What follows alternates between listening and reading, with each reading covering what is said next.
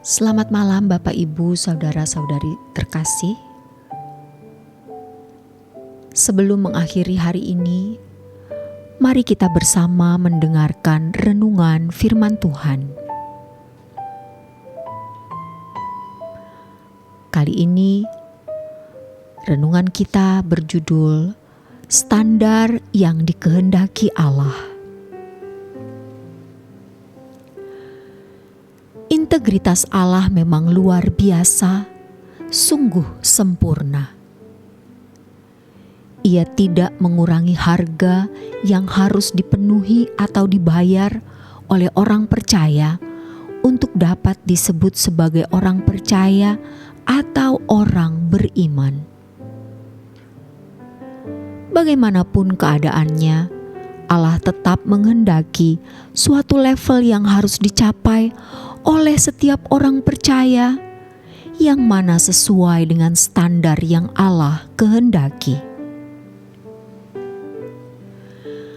Oleh karena itu, setiap kita harus mempersoalkan level mana yang harus kita capai, sehingga kita diakui atau diterima sebagai orang percaya di hadapan Allah.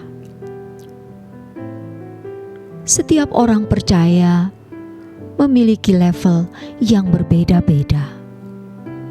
Firman Tuhan mengajarkan bahwa yang diberi banyak akan dituntut banyak, sedangkan yang diberi sedikit dituntut sedikit pula. Dalam hal ini, hanya Tuhan yang tahu, dan memang hanya Dia yang menentukan standar levelnya. Itulah sebabnya kita tidak berhak mengukur orang lain dengan ukuran diri kita sendiri. Ketika orang muda yang kaya mendengar bahwa mengikuti Yesus harus menjual segala miliknya, membagikannya kepada orang miskin dan mengikuti Yesus, maka ia pergi dengan sedih, sebab ia menolak syarat yang diajukan oleh Yesus. Yesus membiarkan orang muda kaya tersebut pergi dan tidak menahannya sama sekali. Matius 19 ayat 21 sampai 23. Yesus tidak mengurangi harga yang harus dibayar atau dipenuhi untuk menjadi orang percaya atau untuk menjadi pengikutnya. Yesus tidak menahan orang muda yang kaya tersebut. Yesus membiarkannya pergi, sebab harga yang ditentukan oleh Allah tidak boleh dikurangi. Di sepanjang zaman dan di segala tempat, standar yang Allah kehendaki tidak berubah. Walau tentu untuk masing-masing individu memiliki ukuran yang berbeda-beda. Gereja mula-mula pada abad ke-1 adalah gereja yang masih sangat muda, bahkan bisa dikatakan masih bayi. Tetapi orang percaya yang berani mengaku Yesus sebagai juru selamat harus tetap memenuhi level kehidupan orang beriman yang benar yang dikehendaki oleh Allah. Allah tidak menurunkan standarnya, walau mereka masih baru menjadi orang Kristen. Standar yang mereka harus kenakan tetap sama dengan gereja atau orang percaya sepanjang zaman dan di segala tempat.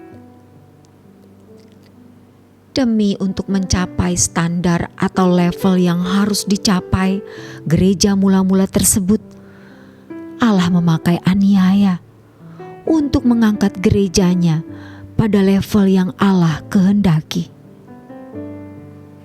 Jadi, penganiayaan yang dialami gereja mula-mula mengondisikan mereka terangkat atau terdongkrak. dalam hal ini, yang diubah bukan standar atau levelnya, melainkan situasi dunia yang orang percaya hadapi pada zaman itu. Jadi, bagaimanapun standar atau level yang harus dicapai orang percaya tidak pernah diturunkan, seperti untuk orang percaya di abad pertama yang didongkrak melalui situasi zaman, yaitu aniaya, di mana orang-orang Kristen harus bertahan atau meninggalkan imannya.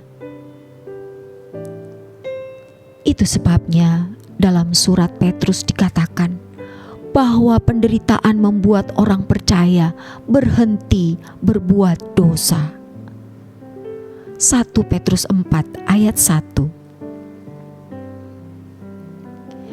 Aniaya merupakan cara Allah mendongkrak atau mengangkat orang percaya pada level yang Allah kehendaki. Tetapi aspek lain yang terjadi, keadaan aniaya tersebut membuat banyak orang tidak bersedia menjadi orang Kristen. Jadi, kalau ada orang yang berani percaya kepada Yesus, ia harus mempertaruhkan segenap hidupnya tanpa batas, yaitu harta, keluarga, dan nyawa mereka. Dengan demikian, kalau ada orang menjadi Kristen pada waktu itu, pastilah ia seorang Kristen yang berkualitas. Levelnya pasti tinggi. Hal ini sangat berbeda dengan orang Kristen hari ini. Kondisi dunia yang tidak mengancam seseorang menjadi Kristen membuka peluang banyak orang Kristen palsu. Artinya tidak memenuhi standar atau level yang Allah kehendaki. Sekarang Allah tidak mendongkrak kita dengan aniaya, karena gereja hari ini sudah berumur hampir 2000 tahun. Alkitab sudah lengkap dan mudah dibaca. Pada masa gereja mula-mula belum ada Alkitab Perjanjian Baru. Sejarah gereja sudah cukup untuk bisa menjadi pelajaran bagi orang Kristen di seluruh dunia. Karena itu, para teolog bertanggung jawab mengarahkan jemaat ke arah yang benar. Sebab para teologlah yang belajar sejarah gereja. Orang Kristen hari ini bisa menggali Alkitab dengan fasilitas yang sangat memadai untuk melihat bahasa asli, melihat konteks latar belakang dalam sekejap melalui komputer, internet, dan lain sebagainya. Segala fasilitas ini orang Kristen mestinya sudah harus tahu bagaimana mencapai level kekristenan yang benar. Para teolog bertanggung jawab untuk memberi tuntunan.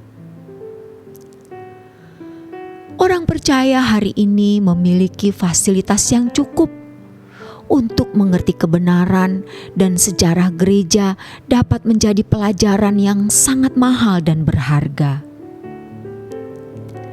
Namun demikian, orang-orang yang dipilih Allah adalah orang-orang yang diizinkan Allah untuk mengalami perkara-perkara yang luar biasa atau kejadian-kejadian yang sering tidak diharapkan terjadi. Ternyata semua kejadian tersebut diizinkan Allah terjadi untuk mengangkat kita ke level yang lebih tinggi, sehingga kita memenuhi standar yang dikehendaki oleh Allah untuk menjadi orang percaya atau orang beriman yang benar, yang sesuai standar atau level yang dikehendaki oleh Allah. Bagaimanapun keadaannya, Allah telah menghendaki Allah tetap menghendaki suatu level yang harus dicapai oleh setiap orang percaya, yang mana sesuai dengan standar yang Allah kehendaki. Demikianlah renungan malam kali ini. Kiranya renungan ini memberi pencerahan bagi kita semua. Tuhan Yesus memberkati.